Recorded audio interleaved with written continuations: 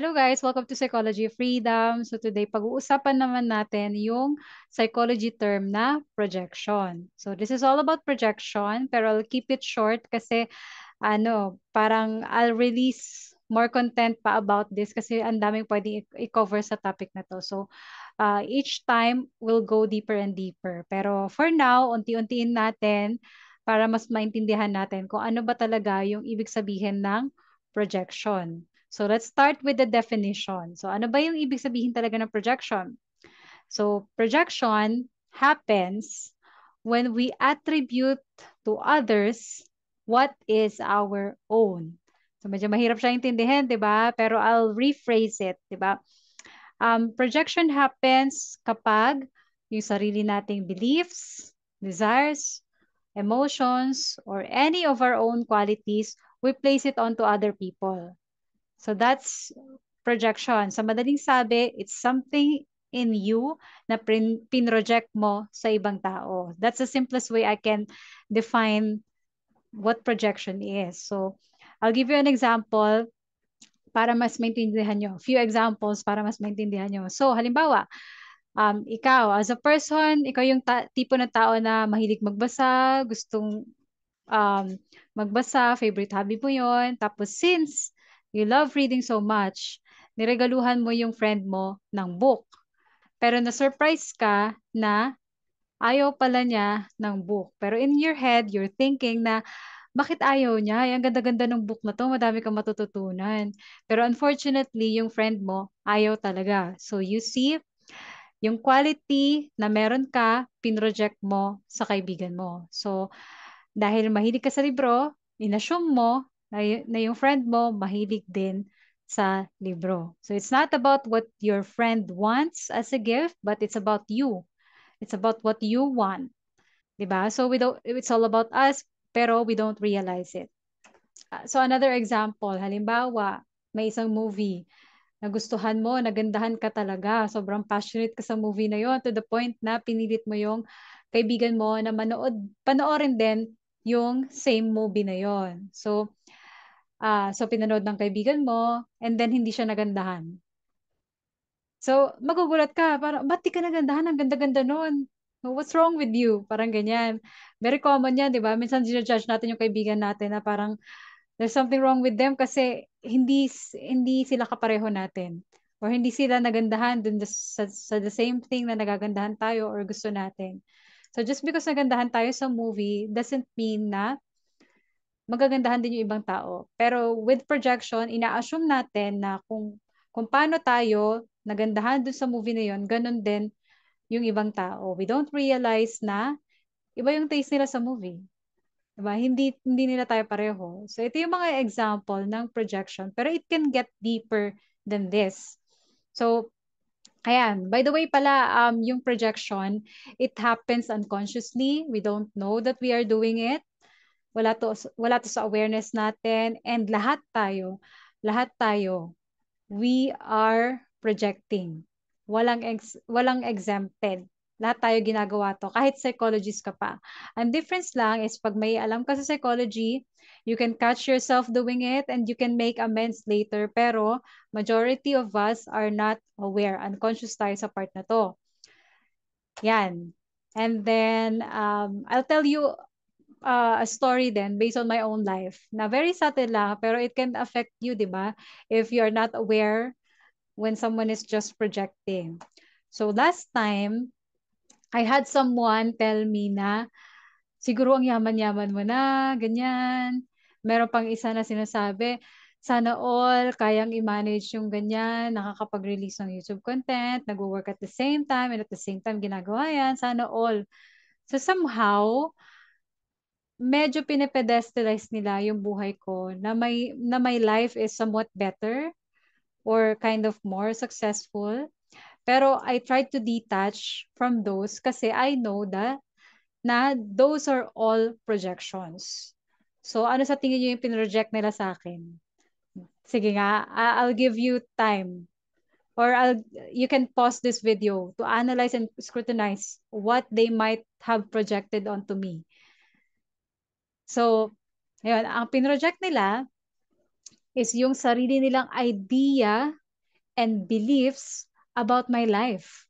So it's not really because mayaman na talaga ako or ang galing ko talagang mag-manage ng buhay ko. Somehow, I've got everything figured out. But it's more about yun kasi yung idea nila in their heads of what my life looks like. And they projected that onto me. See, so they don't see my life as it really is, but they see my life as what they believe it to be. Nape-perceive nila yung buhay ko according to their own ideas or according to their own beliefs. So you see how we are putting on to someone else something that's in us without even realizing. So that's projection. And besides, uh, yung comment nila na yon, binase lang nila yon sa mga pictures na nakita nila on social media. So, 'di ba? Ganyan tayo sa social media, nakakakita tayo ng two or three pictures of someone else's life and sinasabi na agad natin, wow, ang successful na ni ganito, ang amazing and happy na buhay niya or kawawa si ganito kasi parang walang nangyayari sa buhay niya. As if yun lang yun nangyayari sa buhay nila. So, ginajudge natin yung buong buhay ng isang tao based on a few pictures in social media, which is just 0.005% of their actual life. We don't see the complete picture, 'di ba? So it doesn't make any sense na mag-conclude tayo, 'di ba? Tapos idagdag mo pa na ang galing natin mag-curate ng buhay natin sa social media. Pinapakita lang natin when we're having a good time or pag may magandang nangyari or pag may celebration. Siyempre hindi natin ipopost pagka depressed tayo or anxious tayo, hopeless tayo or umiiyak tayo. Hindi natin yan ipopost. So it doesn't make any logical sense to judge a person's whole life based on the 0.005% that we see on social media.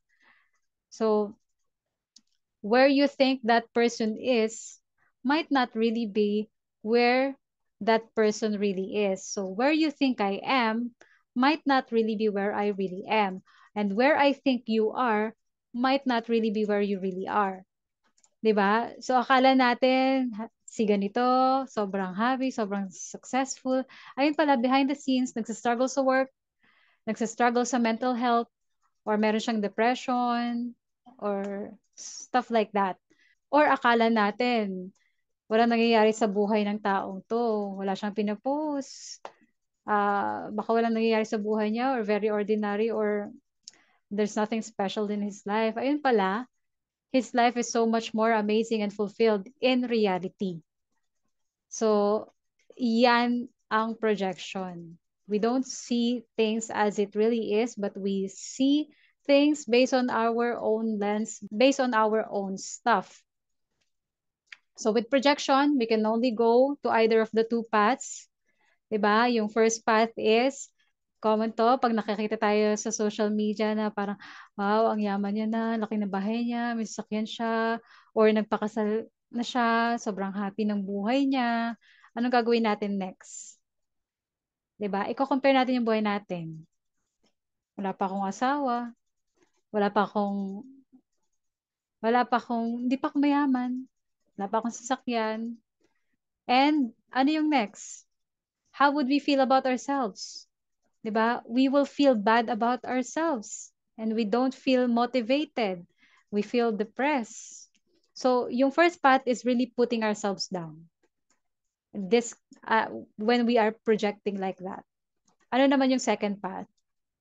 Nakita mo na walang post sa social media. Ay, bakit di siya active sa social media? Siguro walang ganap sa buhay niya.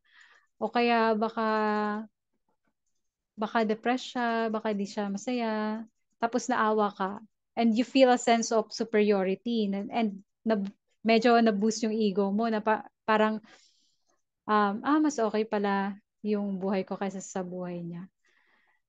Parang merong sense of inflation, false sense of inflation. Nagsistruggle siya, buti kawawa naman siya, mas okay pala yung buhay ko.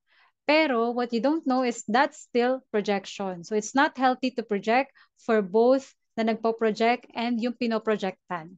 It's not healthy. Kasi you can either feel bad about yourself or feel a false sense of inflation na you are better. So, what is the solution? Ito yung suggestion ko na we do instead of projecting our stuff onto other people. So, when you find yourself, you're making judgment or comments, kasi hindi natin maiiwasan yan eh. It's it's in our parang autopilot na siya sa atin, yung mga projections natin. So, hindi natin siya maiiwasan. Pero the important thing is, um, the moment you're making those judgments or comments, pause. Observe yourself. Am I accurately seeing this or nagpo-project lang ako? And then you stay in the middle and you say na, I don't know. Ay, hindi ko siya ganun kakilala para